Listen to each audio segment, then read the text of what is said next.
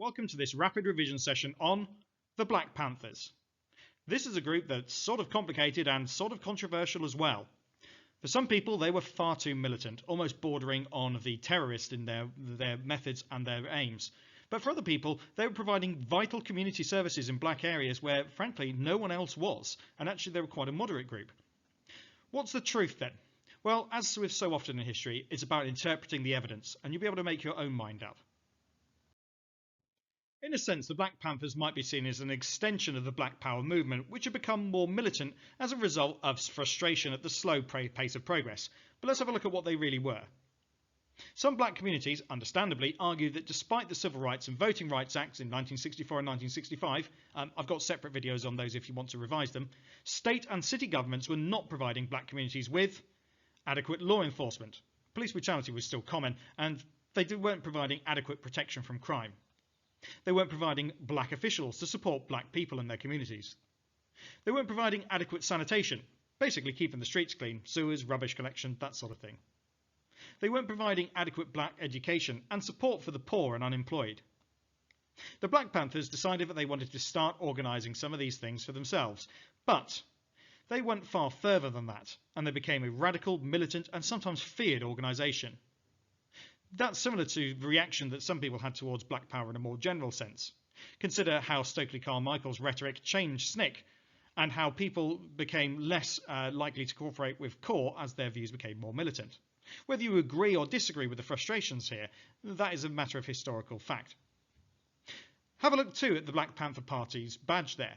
It's quite aggressive in its writing and with that Black Panther mascot, ready to attack, and the almost military style uniforms underneath. But let's have a look at what the Black Panthers actually did within their communities, because uniforms and intimidation are only a part of the story. So this is what the Black Panthers did. They decided to patrol black neighbourhoods to keep them safe, and they did this armed. This is perfectly illegal in many states in America. They also created rainbow coalitions, usually with other non-white groups, to stop non-white gangs fighting with each other, and sometimes they start fighting common enemies. Those enemies usually being those in authority. They also controlled the traffic around schools where kids have been hit by cars. They pressed white officials for improvements such as street lighting, and they taught courses on black history and citizens' rights. They carried guns for self-defense, but also for intimidation, and tape recorders to record police harassment as it happened, a little bit like the equivalent of filming the police on smartphones today. They provided free medical clinics for poor black people and provided shoes for children. And they ran breakfast clubs for poor black children too. There's a really varied selection of things that the Black Panthers did that I've covered here. Some of them are really quite militant, like, for example, carrying guns and intimidating people. Others are incredibly moderate, like providing food for children. So you can see, hopefully, that there is not one explanation for who the Black Panthers were. They're a really quite complex organisation, and that's why there's so much historical disagreement over it. At no point in this video am I going to give you my opinion on the Black Panthers. Instead, I'm going to give you two contrasting views and you can make your own mind up which one better fits what you think. Here's two interpretations or opinions of the Black Panthers. The Black Panthers were misunderstood. They were only trying to provide black communities with the protection governments wouldn't give them. And here's an alternative. The Black Panthers hurt the Civil Rights campaign. By intimidating white officials, the Black Panthers made positive change less likely, not more likely. Take a moment to reflect on this. Which interpretation do you think better suits your own opinions, based on the evidence that you know? Well, remember, in the Edexcel Paper 3 exam, you will have to deal with these sorts of interpretations, but in a more extended form. I'm going to give you two full interpretations now. One of them agrees with the blue argument, the other agrees with the red. See if you can identify which is which. Let's have a look at two full interpretations. These interpretations deal more generally with the Black Power movement, but they can still be applied to the interpretations we looked at earlier, the blue and the red. The blue one was suggesting that the Black Panthers were more moderate and they did some good. The red one suggesting that their militancy actually harmed the civil rights movement. Interpretation 1 is from the Civil Rights Movement, published in 2004 by historian Mark Newman. He's considering the effects of the Black Power movement. In some ways a continuation of the civil rights movement's concerns, and in others a departure from them. Black Power divided the National Civil Rights Coalition, alienated white supporters, destroyed SNCC, Decimated or ruined Corps produced a range of competing visions and fanned an already advanced white reaction against black demands for the substance of actual equality.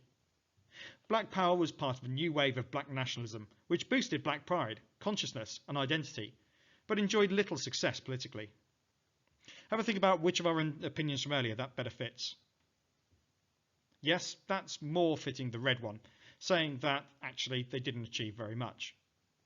So presumably the next interpretation goes with the blue one, suggesting that the Black Panthers and black power overall was a more misunderstood form of protest. Interpretation 2 is from We Ain't What We Ought to Be, The Black Freedom Struggle from Emancipation to Obama, written in 2010 by historian Stephen Tuck. He is also considering the effects of the Black Power movement. Most Black Power groups combined racial pride and political goals. Many focused on the poor, condemned middle-class black leaders, think about who that might be, called for reparations, which means compensation payments to be paid for slavery, and identified with non-white protest abroad. These Black Power groups had plenty of slogans, but they went far beyond posturing, which means doing things for effect. Black Power was often entirely practical when it applied to a particular place at a particular moment. Revolutionary trade union movement demanded more black jobs and black representatives in decision making. Black Power student groups demanded more black faculty members or teaching staff, better treatment of black staff and courses on black history.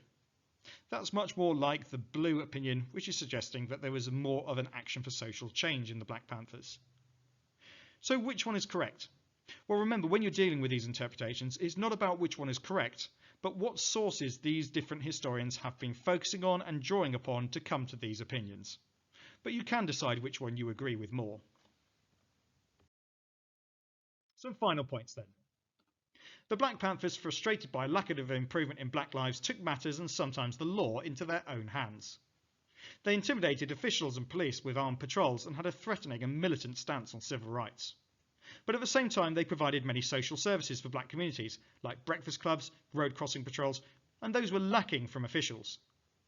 The Black Panthers continue to split opinion today, just as they did in the 60s and 70s. What's your view on the Black Panthers?